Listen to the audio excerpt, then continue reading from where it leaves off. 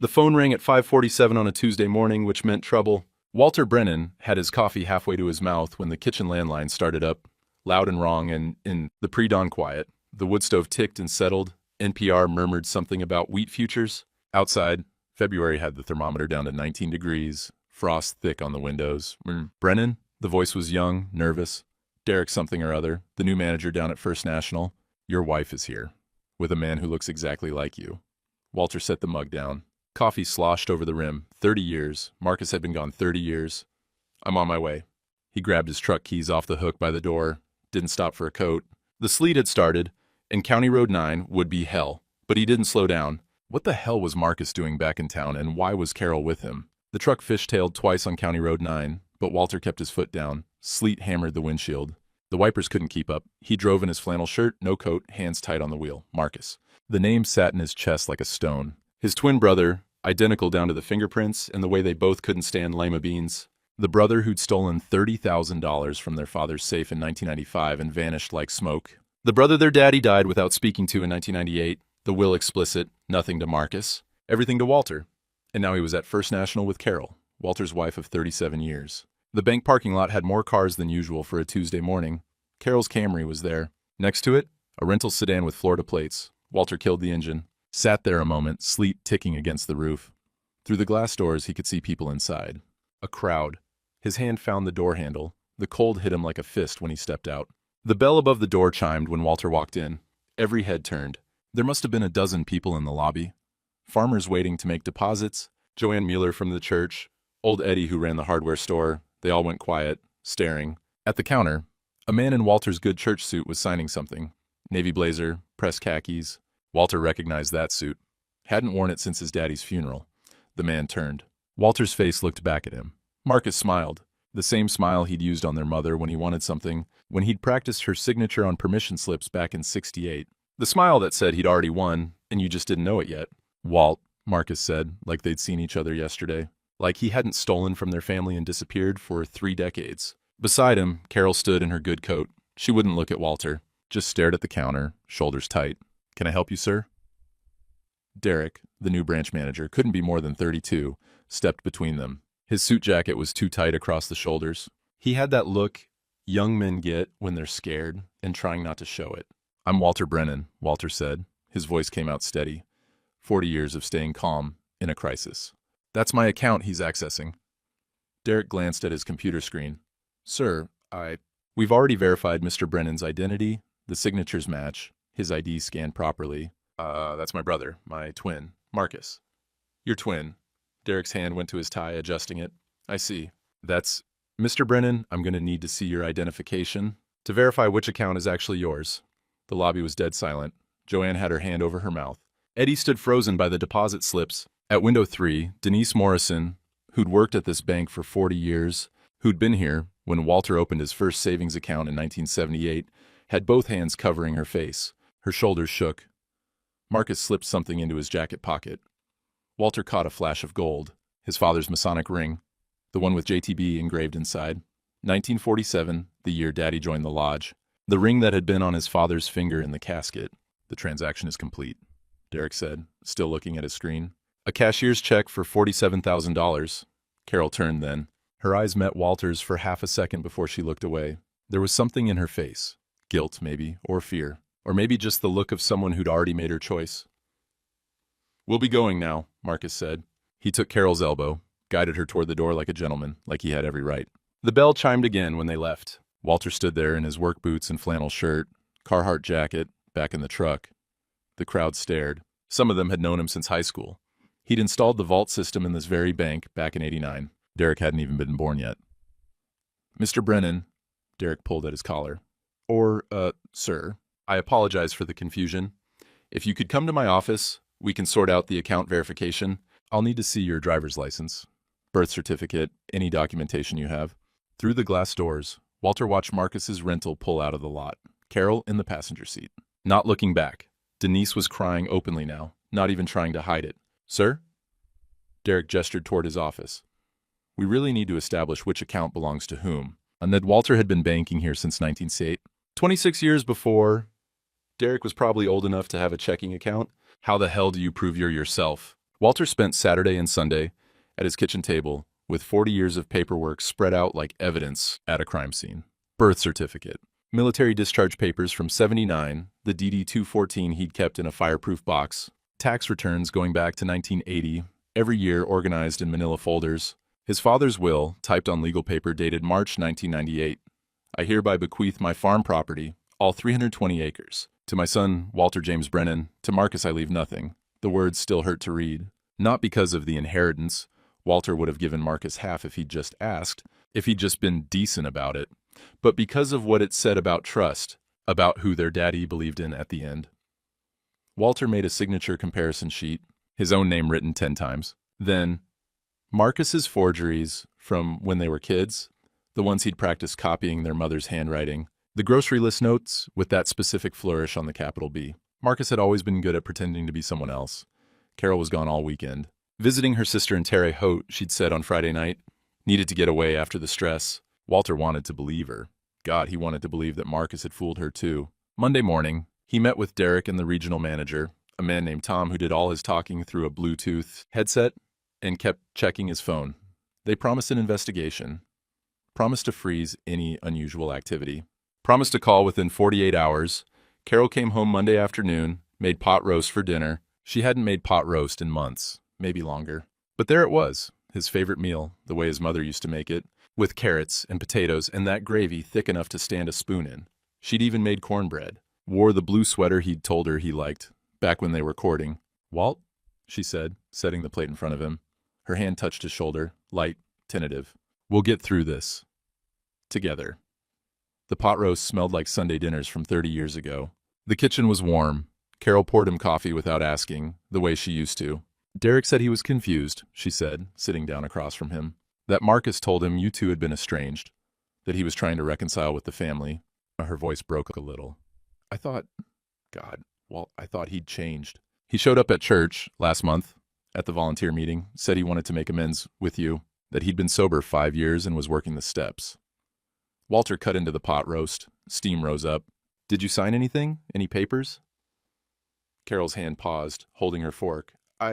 Marcus mentioned something about estate planning, making sure we were both protected if anything happened to you. He said you'd been meaning to update the will. We updated the will in 2019. She set the fork down, stood up, started clearing dishes, even though Walter had barely touched his food. I can't remember every piece of paper I sign, Walter. You're always so suspicious. So controlling about everything? Her hands shook. The plates rattled when she stacked them. Walter looked at the pot roast, at the cornbread she'd made from scratch, at the blue sweater. Maybe Marcus had manipulated her. Maybe this was real. 37 years of marriage. Had to count for something. She went to bed early. Said she had a headache. Wednesday at noon, Walter's phone rang. He was in the workshop, trying to sand a table leg, trying to pretend things were normal. Walt, Denise Morrison's voice was shaking. I'm calling from the Walmart parking lot. They were back yesterday. Marcus and Carol. Different branch, over in Hartsville. The sandpaper slipped from Walter's hand. Carol had a whole folder, Denise said. Utility bills in your name. From an address in Clearwater, Florida. They opened a line of credit, $180,000. Against the farm. Walter heard himself breathing. Heard the February wind rattling the barn siding. The signature on the power of attorney. Denise's voice cracked. Walt, I've been a teller for 40 years. I know forgery when I see it. But the manager at Hartsville, he's new too. He didn't even question it. Walter drove home, checked the bedroom closet. Carol's winter clothes were gone. The good suitcases, her mother's jewelry box, the one she'd cried over when her mama died in 2015, empty on the dresser. On the kitchen table, a note in her handwriting, the same loops and curves he'd seen on grocery lists and Christmas cards for 37 years. You were always more married to that damn farm than to me? Marcus sees me? Marcus listens. We'll be in touch about the divorce. Walter read it twice. 3 times. In the garage, he checked the coffee can he kept hidden in the freezer. Old Depression-era habit his daddy taught him. The $1,840 was still there. His checking account was frozen, the bank letter said. Pending investigation. He tried calling Sarah, his daughter from his first marriage, the one who'd stopped returning his calls after he married Carol. 7 voicemails now. She never picked up. Tom, his son, didn't answer either. Carol's phone went straight to a disconnected message. Wednesday evening, Walter sat at the kitchen table.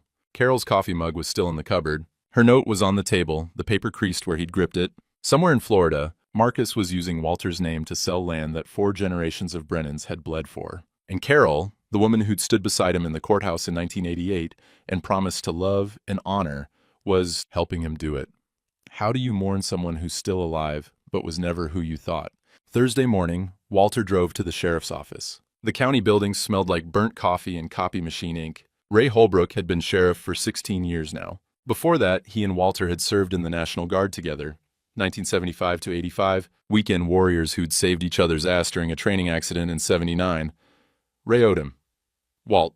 Ray didn't get up from his desk, didn't offer coffee. I heard about the situation at the bank. Situation. Walter stayed standing. Marcus is committing fraud, Ray. Identity theft, forgery.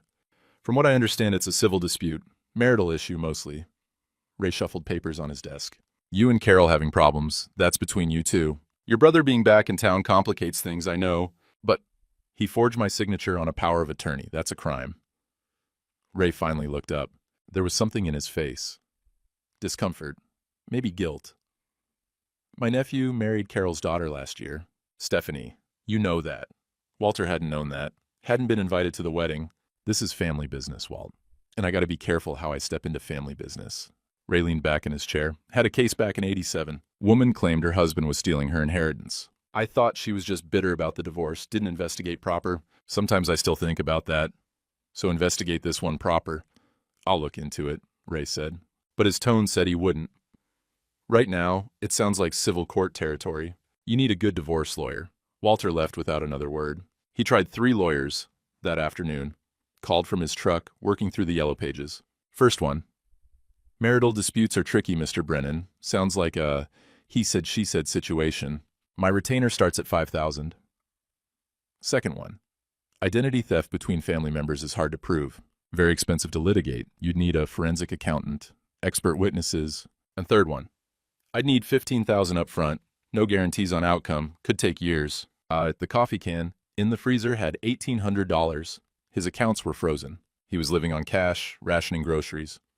Friday, Derek called with an update. The investigation is ongoing, Mr. Brennan. No timeline yet. Regional management is reviewing the security protocols. We appreciate your patience. Patience. Walter had been patient his whole life. Measure twice, cut once, do it right the first time. Trust the system to work. The system was failing him 6 ways from Sunday. Sunday morning, he went to church. 5th row right side, same pew he'd sat in for 36 years. Carol's seat beside him was empty. The whole congregation seemed to notice. Mrs. Henderson turned all the way around to stare. Whispers rippled through the sanctuary like wind through wheat. After the service, fellowship hour, coffee in the basement. The same terrible coffee they'd been serving since 1982. Joanne Muller saw him coming and suddenly needed to be across the room. Ms. Henderson stood in a circle of women, talking loud enough for Walter to hear. Well, I heard there's 2 of them. Twins.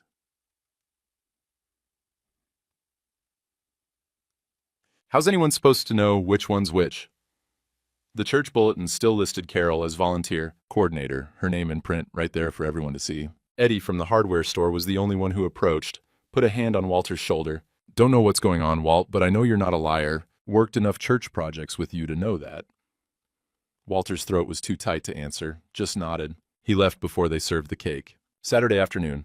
4th day mostly alone. The workshop was cold despite the space heater. February wind found every gap in the barn siding. Walter sat on his work stool, hands on the bench, not building anything, just sitting. The coffee can was down to $140. His phone hadn't rung in 2 days. The radio played between stations, static, crackling. He should turn it off, should do something. Build something. Move. Outside the window, a cardinal sang, first one he'd seen this season. Bright red against the gray sky, alone on a fence post. His father's voice in his head from the hospital bed in 98. Truth outlasts liars, son. It's patient. But how patient can a man be when he's 67 years old with maybe 20 years left, and he's spending them proving he exists? The file folders sat on the kitchen table, visible through the barn door. All that evidence, all that truth, and nobody listening. What do you build when everything you built can be taken? The sun was setting. 4th evening of isolation nearly done. Then, headlights swept across the barn wall. A car in the driveway. Walter stood up, confused. Who shows up when everyone's already gone? The barn door opened. Cold air rushed in.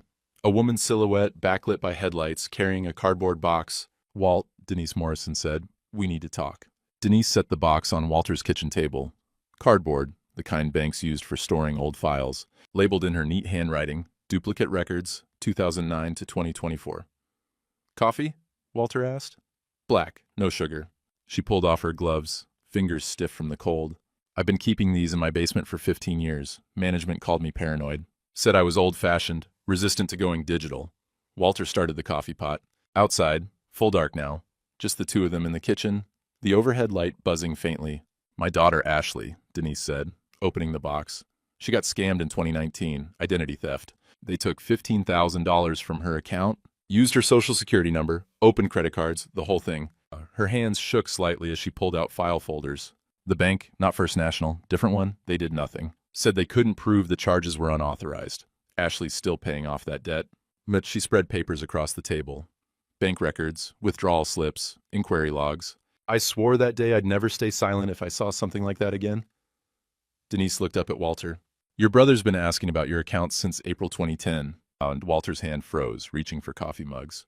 Courtesy inquiries, they're called. Someone comes in, says their family, needs to verify account information. We're supposed to log it. Most people don't. She pointed to the first page. But I did, every single time. April 2010.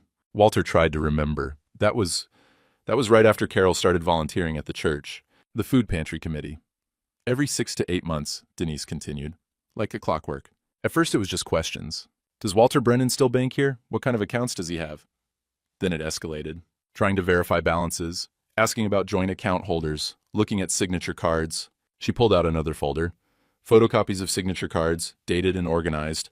I started making copies of anything with Marcus's name on it, even just his inquiries. My manager said I was being paranoid, that I needed to trust the system more, stop wasting time on paperwork no one would ever need. Her voice hardened. The system failed my daughter. I wasn't going to let it fail you. Walter poured the coffee. His hands were steady, but his chest felt tight. How many inquiries? 37 over 14 years. The frequency increased after 2018. Almost monthly by 2023. She laid out more papers. And look at these, signature cards. Walter's name, signed by someone practicing. The early ones from 2010 were crude, close, but not quite right. By 2024, they were nearly perfect. He was practicing your signature, Denise said. Progressive improvement, like someone training for a competition. The coffee pot beeped. Walter filled 2 mugs, passed one to Denise. She wrapped both hands around it, warming them. Derek ignored 17 automated fraud alerts last year, she said. The system flagged transactions as suspicious. He cleared everyone without investigation. The regional manager, Tom, he's been pushing metrics over security. I've got the emails. Tom, you have emails from Tom? Carbon copies. I BCC myself on anything that looks wrong. A thin smile. Old-fashioned isn't always bad. Walter sat down, looked at 15 years of evidence spread across his mother's kitchen table. All the proof that he wasn't crazy, that his instincts had been right. Carol's signatures are in here too, Denise said quietly. On joint account changes, 2011, 2015, 2019, 23, progressive authorization. Small access at first, then more and more, until, by last year, she had full access to everything. They'd been married 23 years by then. I've already contacted the State Banking Commission, Denise said. Saturday morning. Their fraud investigator, his name is Ryan Walsh, been doing this 15 years. He wants to see all of this Monday morning. 9 a.m., downtown office. You didn't have to do this. Walter's voice came out rough.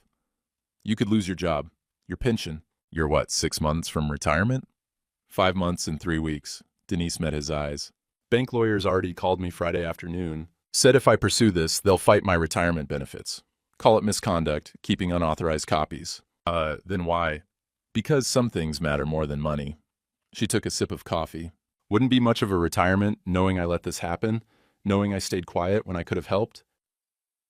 The kitchen was warm. The coffee pot burbled gently. Outside, the wind had died down. There's something else, Denise said. She pulled out a document from the bottom of the stack. Florida address first appeared in our system December 23. Utility bills, in your name. Clearwater apartment. Credit applications using your social security number. Walter took the paper, his name, his social, an address he'd never seen before. The timeline proves premeditation, Denise said. This wasn't opportunistic. Your brother's been planning this for over a decade. And Carol, she paused. Carol introduced him to that church volunteer group in March 2010, 1 month before his first inquiry. 1 month. Walter sat back in his chair, 14 years. Carol had been planning this for 14 years. Walsh said, if the Florida connection proves interstate crime, the FBI gets involved. Denise gathered the papers back into organized stacks. Identity theft across state lines, that's federal jurisdiction. He's already contacted an agent in Jacksonville who specializes in elder financial exploitation. Elder exploitation. Walter almost laughed. I'm 67, not ancient. Oh, to the law, anyone over 65 qualifies. She smiled, sad and small. Welcome to the club. They sat in silence for a moment. The kitchen clock ticked.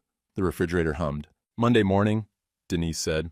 9 a.m. I'll meet you at the Banking Commission office. Bring all those papers from your table. After she left, Walter stood at the window, watching her taillights disappear down the driveway. The cardinal was gone from the fence post. Too dark to see much of anything now. But in the kitchen, 15 years of evidence sat in neat stacks. Proof, documentation. The truth in black and white. His phone buzzed. A text from Ray. Can we talk tomorrow evening? Walter stared at the message. Ray, who'd dismissed this as family business 3 days ago. Ray, who'd chosen his nephew's feelings over investigating fraud. He didn't answer. Not yet. First, sleep. Then Monday, the Banking Commission. Then they'd see what Ray had to say. When documentation finally beat charm, could truth actually win? Monday morning at the State Banking Commission went exactly like Denise said it would. Ryan Walsh, mid-40s, accountant's precision, 15 years, investigating fraud, spread the documents across a conference room table and worked through them methodically. This is institutional negligence, he said, tapping Derek's ignored fraud alerts. And this, the timeline of Marcus's inquiries, this is organized conspiracy. By 10 a.m., FBI Special Agent Rosa Torres had arrived from Jacksonville. 42, sharp eyes, a notepad she filled with careful handwriting. Identity theft across state lines, she said. Wire fraud, elder exploitation. If this holds up, it's federal. By noon, they'd filed formal complaints. Subpoenas were being drafted. Walsh promised to coordinate with the FBI. Torres said she'd need to review everything, but preliminarily it looked solid. Most victims don't have this level of documentation, Torres told Walter as they left. Your organization made our job easier. 40 years installing security system, Walter said. Learn to document. In the parking lot, Denise squeezed his arm. See you tomorrow, Walt. We're going to get them. Walter drove home, ate a sandwich, tried not to hope too hard. At 6 p.m., headlights turned into his driveway, not a patrol car. Ray's personal truck, the beat-up F-150 he'd had since before he was elected sheriff. Walter watched from the kitchen window. Ray sat in the truck for a full minute before getting out. No uniform, just flannel shirt and jeans, work boots, the clothes of a friend, not a lawman. Walter opened the door before Ray could knock. They sat at the kitchen table. Walter's mother's embroidered tablecloth, the one with the yellow flowers she'd stitched in 1976. Coffee between them, black for both. Old military habit. I was wrong, Walt. Ray's hands circled the mug. Big hands, weathered from 69 years of living. Dead wrong. And I need to tell you why I was such a coward about it. Walter didn't say anything, just waited. Jennifer, my nephew's wife, married to Carol's daughter's husband. Ray paused, untangling the family tree. She called Linda Thursday night, my wife, said she needed to talk to me about something that was bothering her. The kitchen clock ticked. Outside, evening settling in cold and clear. Christmas dinner at our house, Ray continued. Big extended family thing.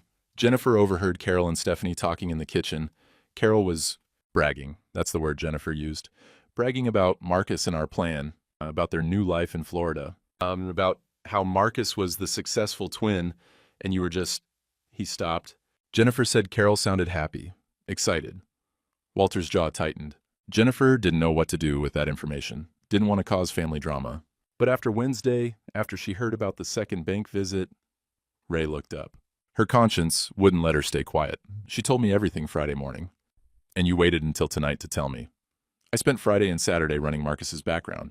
Ray pulled papers from his jacket pocket. Off the books at first, because I was ashamed it took me this long. Georgia warrant from 2019. $45,000. Identity fraud and forgery.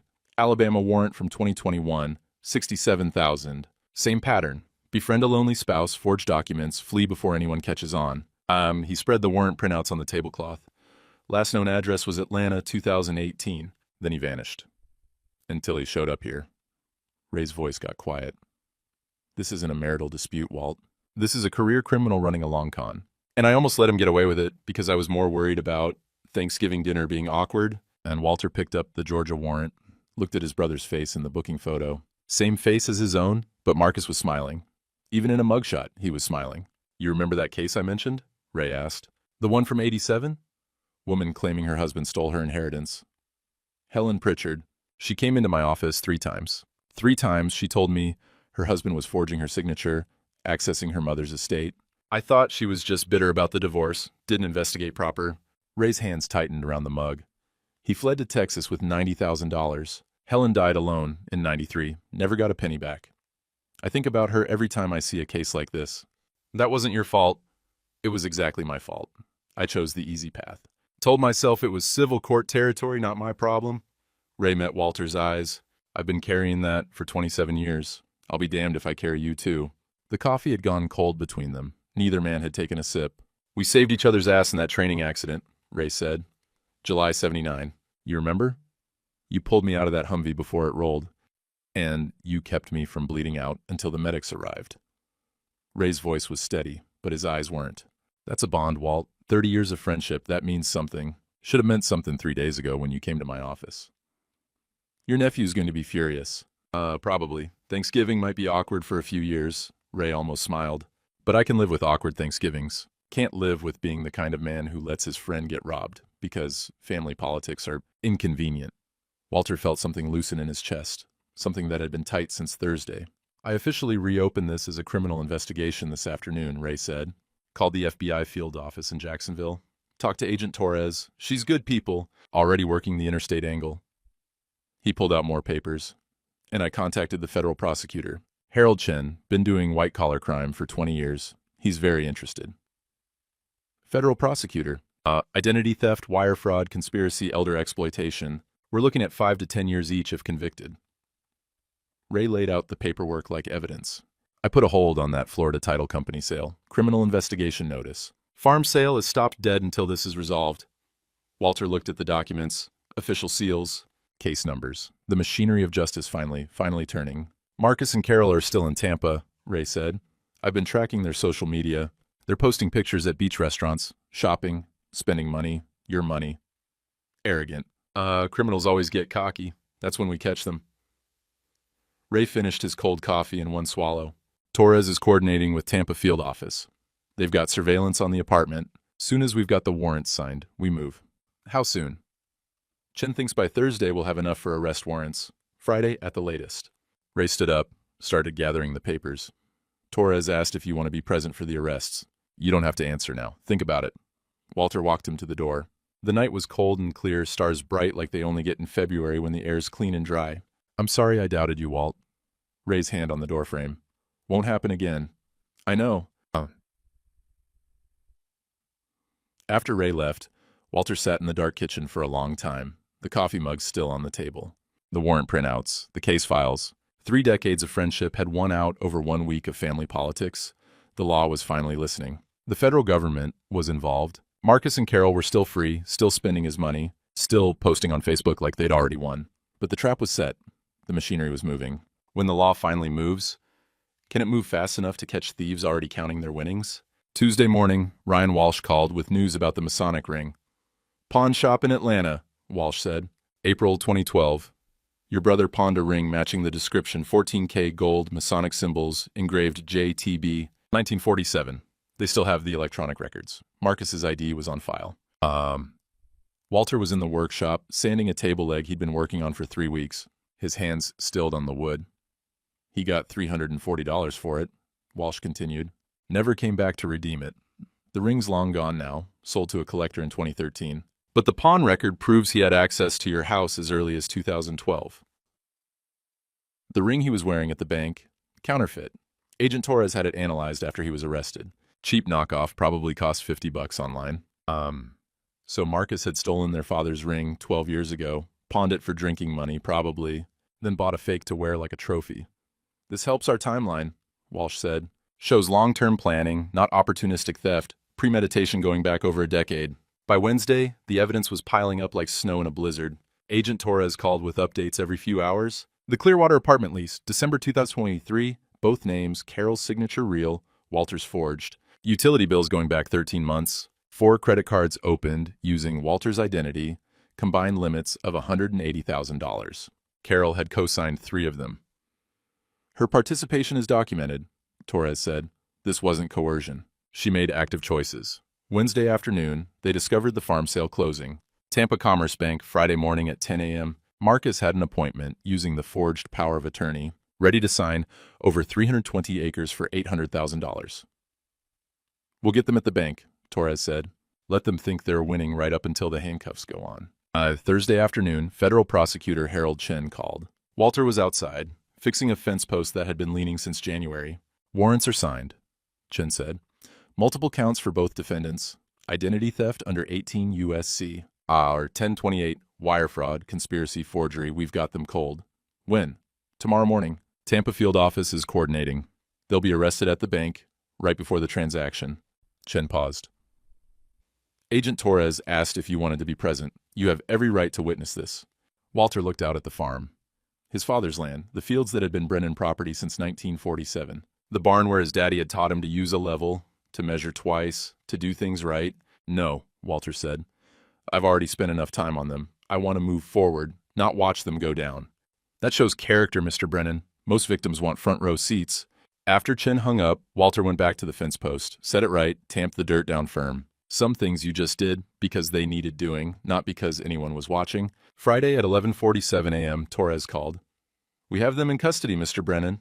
Walter was at the kitchen table, coffee and the newspaper, trying to pretend it was a normal Friday morning. Marcus was at the desk, signing documents as Walter Brennan when our agents walked in. Carol was in the waiting area.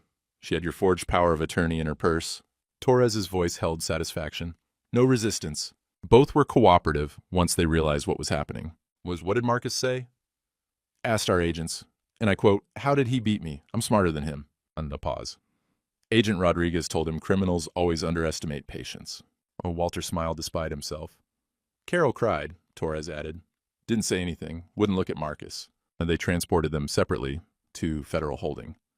By Friday evening, the local news had the story. Eddie stopped by with a six-pack and the news on his phone. Identical twins. Identity theft. Elderly victim, the headline read. Elderly, Walter muttered. I'm 67, not decrepit. Says anyone over 65, Eddie said, grinning. You and me both, friend. Saturday, the story went regional. Sunday, it went national. CBS was interested, something about the twin angle being compelling. Reporters started calling. Walter ignored every one of them. Ray put out a statement on his behalf. Mr. Brennan appreciates the community's support and requests privacy as the legal process continues. Denise did one interview, short and sweet. Mr. Brennan's patience taught me courage. That's all anyone needs to know. Sunday afternoon, Marcus and Carol were extradited back to county jail. Federal charges would stand, but state charges were added too, faster to prosecute locally first. Both got assigned public defenders initially. Then Marcus's cousin, somebody Walter hadn't heard from in 40 years, posted bail. $250,000 each. Ankle monitors. No contact orders. Travel restricted to the county. Carol's daughter, Stephanie, refused to help. Refused to even take her mother's calls, Ray said. That marriage to Ray's nephew was already showing cracks.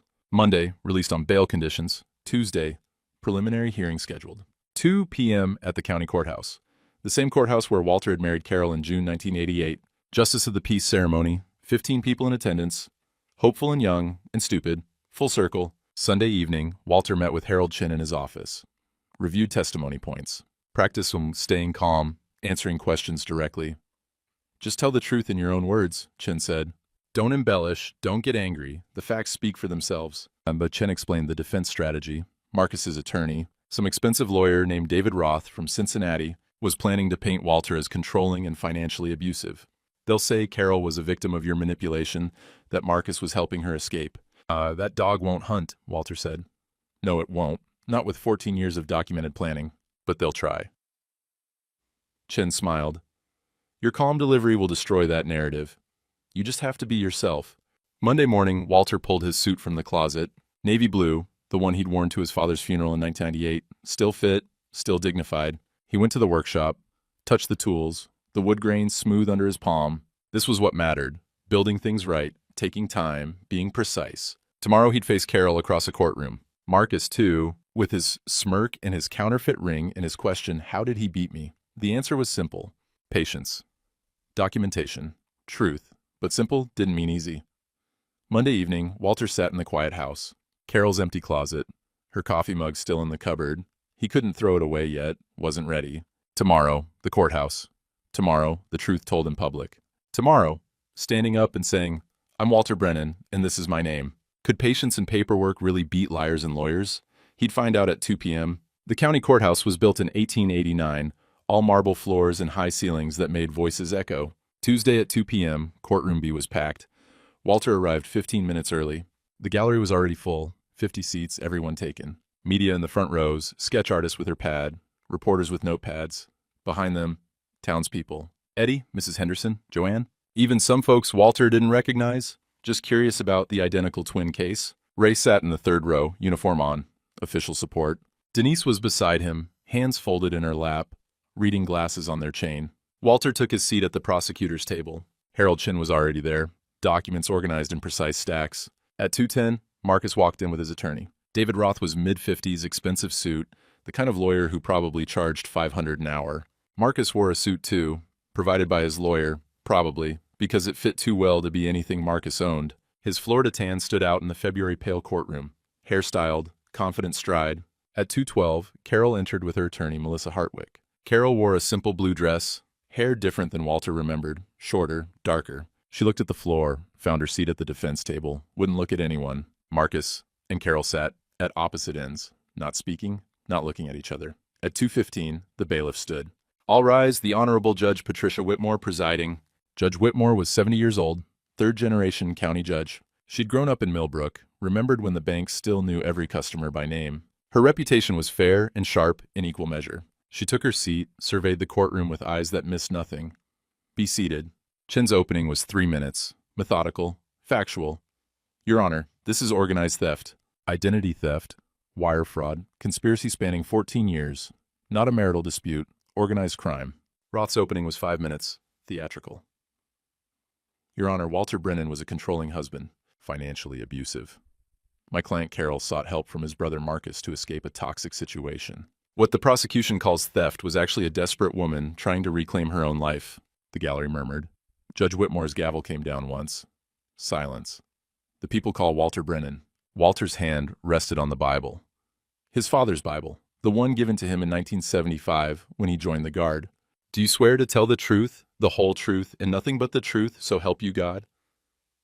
I do. The witness stand was wood, old and solid. Walter sat, looked at Chin, didn't look at Marcus or Carol. Mr. Brennan, please tell the court about your career. Installed bank security systems for 40 years, started in 1978, retired in 2018. Vault systems mostly. Did work for First National, among others, and you've been a customer at First National since 1978, 46 years. Chin walked him through it chronologically. The farm inheritance in 1998. Marcus's exclusion from the will. The marriage to Carol in 1988. The February morning phone call. What happened when you arrived at the bank? My brother was wearing my church suit, had a cashier's check for $47,000. The new manager asked me for ID to prove which account was mine. How did that make you feel? I'd been banking there since that manager was in diapers. It felt like being erased. The gallery was silent. Even the sketch artist had stopped moving. Chin presented documents, birth certificate, military records, 40 years of tax returns, the signature comparison sheets. Can you explain these signatures to the court? Top row is mine. Bottom row is my brother's forgeries. He practiced copying our mother's signature when we were kids. Used to forge permission slips, same technique, just refined over time. Roth stood for cross-examination. Circled like a shark. Mr. Brennan, isn't it true your wife felt neglected? That may be. Doesn't give her the right to steal my name. You spent more time in your workshop than with her, didn't you? I worked 40 years. Came home every night. That's not a crime. You controlled the finances. Made all the decisions. We had joint accounts. She had access to everything. Walter's voice stayed level until she used it to leave. Roth tried for 20 minutes. Couldn't shake him. Couldn't make him angry. Couldn't get him to crack. Judge Whitmore was leaning forward, taking notes. No further questions. Denise took the stand at 3:15, carried her box of records like it was the Hope Diamond. Chin walked her through 15 years of documentation, the inquiry logs, Marcus's progressive signature practice. Derek's ignored fraud alerts. Why did you keep these records, Ms. Morrison? Because something felt wrong. Management said I was paranoid. Denise adjusted her glasses. I said I was thorough. Roth tried to attack her motives on cross. You're 5 months from retirement, correct? Protecting your pension. I'm risking my pension to be here. Mr. Roth, some things matter more than money. You kept unauthorized copies of bank records. I kept evidence of crime. I'm glad I did. The gallery murmured approval. Judge Whitmore didn't gavel this time, just made a note. At 4:02, Chen called for a recess, 15 minutes. In the hallway, Walter saw Carol and Hartwick in urgent conversation, Hartwick doing most of the talking, Carol nodding, shoulders curved inward. At 4:15, they reconvened. Your Honor, Hartwick stood. My client wishes to enter a plea. The courtroom went silent. Carol stood. Read from a prepared statement, voice shaking. I'm sorry for my actions. I accept responsibility for what I've done. I agree to cooperate with the prosecution in exchange for a reduced sentence. She didn't look at Walter, not once during the statement. But as she sat down, their eyes met, just for a second, and Walter saw it, recognition. She saw what she'd destroyed. Saw the 14 years of planning and lying, saw the man she'd married and betrayed, saw it all clearly for maybe the first time. Then she looked away. Marcus exploded. Carol, what are you doing? We had a plan. Mr. Marcus Brennan, control yourself, Judge Whitmore said, voice sharp. Marcus turned to Roth, loud enough for the first row to hear. How did he beat me? I'm smarter than him. The facade cracked. The smooth charm peeled away. Underneath was just a narcissist who couldn't comprehend losing to his boring brother. Judge Whitmore gavelled once, hard. I've reviewed the evidence thoroughly. Her voice carried through the courtroom. This is not marital discord. This is organized theft, conspiracy, elder exploitation spanning over a decade. She looked at Walter. Walter Brennan's testimony was credible, documented, and truthful. The evidence supports every claim. I find probable cause for all charges to proceed to trial. She looked at Marcus. Bail is revoked due to flight risk. Remanded to custody pending trial. She looked at Carol. The court accepts your plea. Sentencing in 60 days. The gavel came down. It was 5:15 p.m. Late February sun broke through the courthouse windows, dust motes dancing in the light. The courthouse steps were cold. Media swarmed like bees. Mr. Brennan, how do you feel about your wife and brother going to jail? Walter stood there, looked at the courthouse, the building where he'd married Carol 37 years ago, where he'd just reclaimed his name. I feel like my name's my own again, he said. That's enough. He walked toward his truck. Ray was there, Denise too, and someone else. A woman standing by the parking lot, uncertainty in her posture. Sarah, his daughter, flew in from Ohio, apparently. She'd been in the back of the gallery. He hadn't even seen her. Dad. Her voice cracked. I should have called back. I'm sorry. Walter's throat was too tight to speak. Just nodded. She crossed the distance, hugged him, awkward and brief and genuine. I saw the news. Got on a plane yesterday. She pulled back, looked at him. I should have believed you from the start. You're here now, Walter managed. Eddie approached with a handshake. Mrs. Henderson with an apology. Joanne promising to bring casserole tomorrow. The media got their footage and left. The crowd dispersed. Walter stood in the parking lot with his daughter, his old friend Ray, Denise who'd risked everything. The sun was setting, spring was coming, the farm was his. Can you rebuild from ashes when you're almost 70? Or is this just the end with paperwork? Sarah's hand found his arm. Can we get coffee, Dad? Maybe dinner. I'm staying through the weekend. I'd like that, Walter said. Maybe rebuilding looked like this. Small steps, one coffee at a time. They went to the diner on Main Street, Ruthie's, same place that had been serving coffee and pie since 1967. Sarah ordered decaf. Walter got regular, black. The booth vinyl was cracked in places, patched with duct tape. The menu hadn't changed in 20 years. I saw the news coverage Saturday, Sarah said, stirring cream into her coffee. On CBS, they called it the twin identity theft case. Made it sound like a movie. Didn't feel like a movie. No, I imagine not. She looked at her coffee. I got 7 voicemails from you, February through March. I didn't call back. Walter waited, let her talk. Carol always... Sarah paused, choosing words carefully. She made it clear I wasn't welcome after you two got married. Nothing overt, just little comments. Your father and I are building our own life now. Maybe you should visit less often. Give us space. She laughed, bitter. After a while, I stopped trying, stopped calling, let the distance grow. That wasn't your fault. Wasn't it? You needed help and I didn't answer. Her eyes were wet. Tom and I both, we let you go because it was easier than dealing with her. The waitress brought pie, apple for Sarah, cherry for Walter. They ate in silence for a minute. Tom still isn't ready to talk, Sarah said. He's angrier than me. Feels worse about it, I think. He'll come around when he's ready. You always were patient. Sarah smiled a little. Mom used to say you were stubborn. I think she meant patient, but didn't want to admit it. And Walter's first wife, Sarah's mother, that was a lifetime ago. A different man. I have something I'm building, Walter said. In the workshop, for Emma. Her graduation present. Emma would love that. She's always talking about you. Asks why we don't visit Grandpa more. Sarah's voice broke. I didn't have a good answer. Well, bring her out.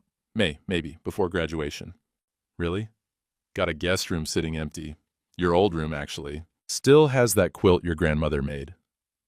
Sarah reached across the table, squeezed his hand. I'd like that, Dad. I'd really like that. They talked until the diner closed at 9, made plans for the next day, breakfast, then Sarah would drive back to Ohio. She had to work Monday. But I'll come back in May, she promised. With the kids, Emma and Jacob. They should know their grandfather. Walter drove home alone. The house was dark. Carol's absence was everywhere. The empty closet, her coffee mug still in the cupboard, the spot where her rocking chair used to sit by the window. But it felt different now. Less like abandonment, more like space. Space to breathe, space to heal. March came in with a thaw, temperature climbing above freezing for the first time in weeks. The farm title came back cleared, all liens removed, property secured. Restitution orders were issued for $227,000, though Chen said collecting would be unlikely. They'll be broke by the time they get out, Chen told Walter over the phone. But the orders stand. If they ever get money, you're first in line. Marcus's trial was set for April. 4 days in court. Carol testified against him. Hartwick made sure of that, part of the plea deal. The jury came back in 3 hours, guilty on all counts, sentencing 8 years federal prison. After that, Georgia and Alabama had warrants waiting. Walter didn't attend the trial, didn't need to. Chen called with updates, but Walter was already moving forward. Carol's sentencing came in late April. 3 years supervised probation, 1,000 hours of community service, 50,000 in restitution, and mandatory counseling. Hartwick called to let Walter know Carol wanted him to know she was sorry. I heard her in court, Walter said. That's enough. He didn't go to her sentencing either. The workshop became his refuge again, not hiding, healing. He finished the table he'd been sanding in February, started a bookshelf for Sarah's house, and the hope chest. Cherry wood, dovetail joints, brass hinges polished until they shone, cedar lining fitted with precision. He worked on it every afternoon, measuring twice, cutting once, doing it right. Inside the lid, he carved a message. For Emma, build your life with care, measure twice. Love, Grandpa, 2024. Denise started coming by Tuesdays for lunch. She'd bring sandwiches from the diner, they'd eat in the workshop, talk about books and grandkids and town gossip, never about the trial. That was behind them. She got promoted at the bank. Branch security consultant. Turns out paranoia pays, she joked. Thoroughness, Walter corrected. There's a difference. Ray came by Thursday mornings for coffee. They'd sit at the kitchen table, talk about National Guard days, plan a fishing trip for summer. Ray's nephew's situation was improving, slowly. They'd nodded to each other at the hardware store last week. Not friends yet, but civil. Thanksgiving might not be awkward after all, Ray said. Give it another year. And you did the right thing, Walter told him. That's what matters. Church was easier now. Fourth Sunday in April, Walter sat in his usual pew. Eddie saved him a seat. Mrs. Henderson apologized formally after the service. We should have known better, Walter. We should have believed you. Joanne brought a casserole Tuesday afternoon. Just because, she said, and because I'm sorry I looked away when you needed friends. The town remembered. The town forgave. Small-town memory was long, but small-town grace was real too. Late April, the hope chest was finished. Walter ran his hand over the smooth cherry wood, checked the brass hinges one more time. Perfect. He wrapped it in canvas, tied it with twine, set it in the corner of the workshop. Saturday morning, his phone rang. Sarah. We're coming May 2nd, she said. Emma's so excited she can barely sleep. Jacob keeps asking if you'll teach him woodworking. Tell him to bring work gloves. Got plenty of projects waiting. Dad? Sarah's voice went soft. Thank you for not giving up on us. On me. You're my daughter. That doesn't change. After they hung up, Walter stood in the workshop. Spring sunlight slanting through the windows. Cardinals nesting in the barn eaves. He could hear them singing, building their home. The farm was secure. His name was his own. The people who'd stolen from him were facing consequences. The daughter who'd been lost was coming home, bringing his grandkids. Not everything was fixed. Tom still hadn't called. Carol's coffee mug was still in the cupboard because Walter couldn't bring himself to throw it away. The house was quiet in ways it had never been quiet before, but quiet wasn't the same as lonely. Not anymore? Quiet was space to breathe, space to build, space to heal. He looked at the hope chest, wrapped and ready. Looked at the tools on the wall, his father's level, his own handsaw, everything maintained and organized and ready for the next project. Some things you just got back to being yourself and trusted the rest to sort itself out in time. May was coming, Sarah was coming, the grandkids were coming. That was enough. That was everything. May 1st arrived with temperatures in the 60s and the smell of fresh-cut grass. Walter spent the morning preparing, guest bedrooms cleaned, fresh sheets on the beds. The room that used to be Sarah's still had her grandmother's quilt, blue and white squares stitched in 1983. Carol's old room was a guest room now. Walter had cleared out her things in March, donated most of it, kept a few photos for Sarah. The space felt different without her presence. Better, somehow. Like a house that could breathe again. He stocked the pantry. Sarah had mentioned Emma was trying vegetarian, so he got ingredients for salads and pasta. Jacob ate anything, apparently, but preferred his grandmother's chocolate chip cookies. Walter's mother's recipe was in the kitchen drawer, written in her handwriting on a grease-stained index card. The farm looked good. Fences repaired, fields mowed. The barn door, that had been sticking all winter, finally planed down and rehung. Spring work, the kind that marked seasons changing and life continuing. In the workshop, Walter unwrapped the hope chest one more time, ran his hand over the smooth cherry wood. The brass hinges caught the afternoon light. The cedar lining smelled fresh and clean. Inside the lid, his carved message, for Emma, build your life with care, measure twice. Love, Grandpa, 2024.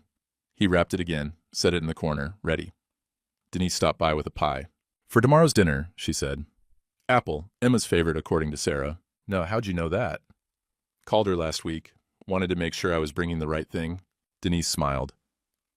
You look peaceful, Walt. Really peaceful. Getting there, Walter said. Takes time. That it does. Ray came by that evening, stood on the porch with coffee, watching the sunset. Big day tomorrow, Ray said. Feels like it. You nervous? Walter considered. Little bit. Been a long time since I had family in this house. Since it felt like family anyway. They're lucky to have you.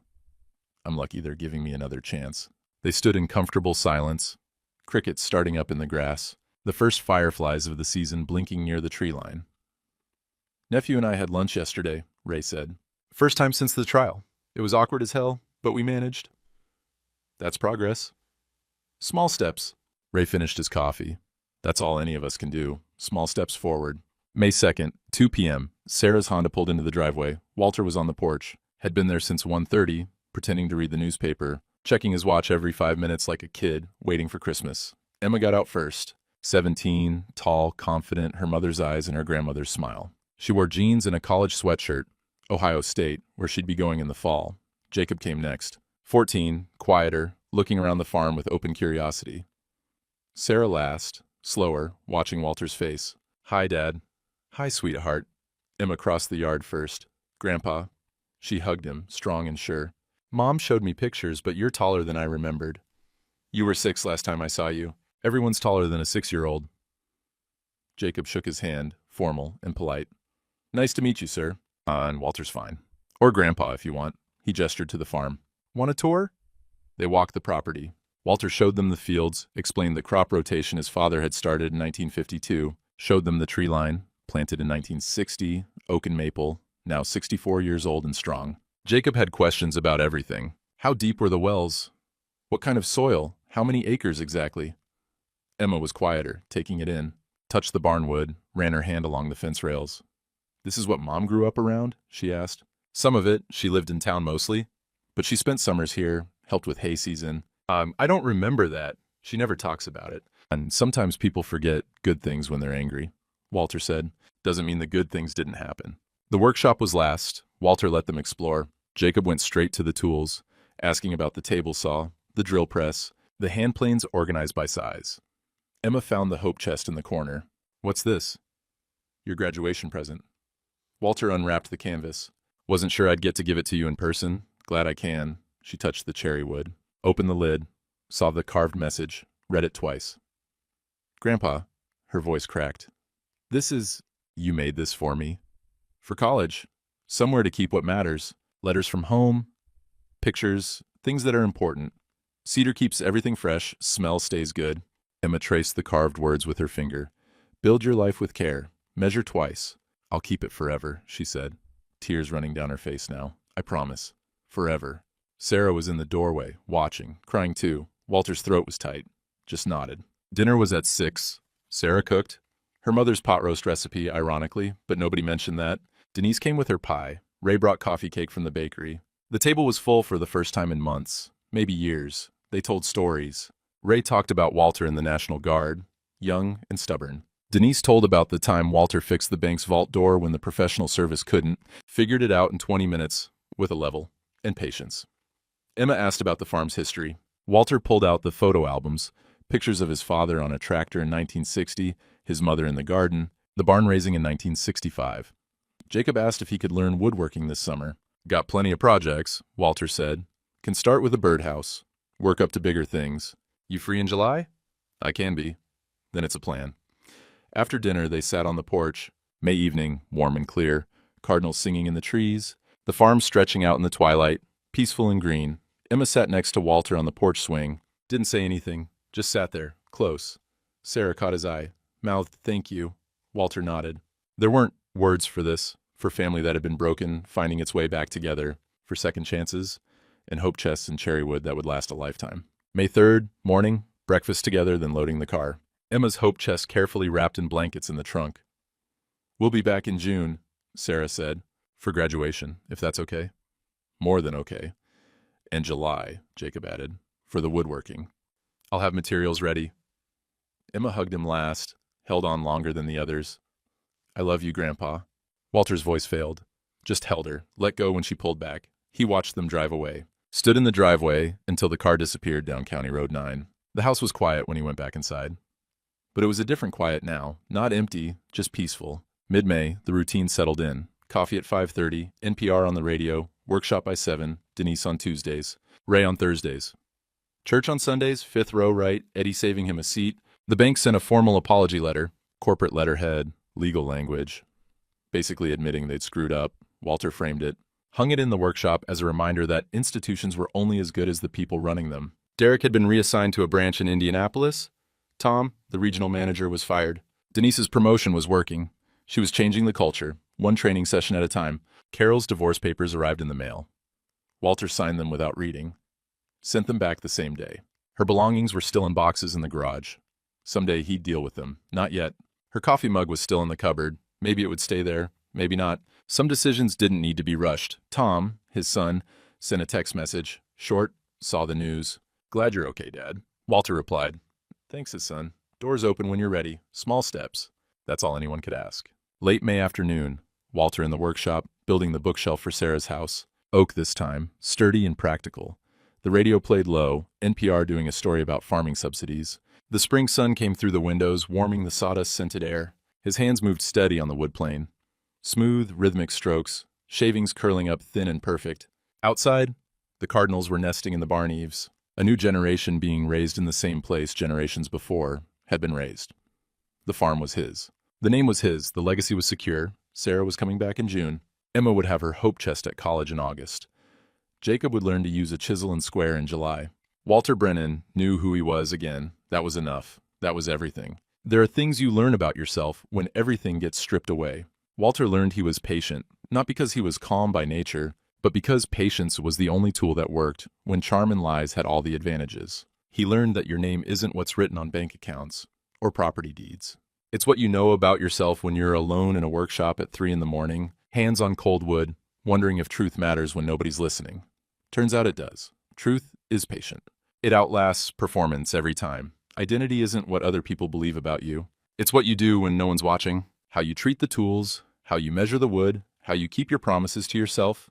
Marcus never understood that. He thought being smarter meant he'd win. But intelligence without character is just a sharp knife with no handle. Cuts everything it touches, including the person holding it. Walter learned about loneliness too. Real loneliness isn't being alone. It's being in a room full of people who don't believe you. It's watching institutions fail, watching friends choose comfort over courage, watching a marriage dissolve like sugar in hot coffee. But he learned the other side of that coin. The people who showed up when everyone else left. Denise risking her pension, Ray choosing justice over family peace, Sarah flying in from Ohio, those were the people who mattered. Not the crowd, the few. Some things rebuild slower than they break. Trust takes years to build and seconds to shatter, but that doesn't mean you stop building. Sarah was proof of that. So was the hope chest sitting in Emma's dorm room, holding her important things: a grandfather's love, carved in cherry wood. The farm would stay Brennan land. 4 generations of sweat in that soil, and it would keep going. Not because Walter fought for it, though he did, but because some legacies are bigger than the people trying to steal them. Early June morning. Walter sat on the porch with his coffee, watching the sun come up over the east field. Steam rising from the mug, curling in the cool air. The Cardinals were singing the same song they'd sung for 67 springs before this one, the same song they'd sing long after Walter was gone. Denise was coming by for lunch. Ray for coffee, Thursday, Sarah next weekend for Emma's graduation. The workshop waited, patient as always. The bookshelf for Sarah was nearly done. After that, maybe a toy chest for Jacob. Something simple, something built right.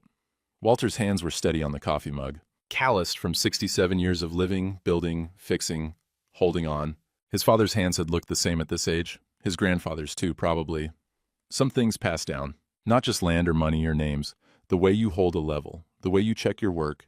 The way you measure twice because doing it right matters more than doing it fast. Marcus was in federal prison. Carol was on probation. The people who'd tried to erase him were facing consequences.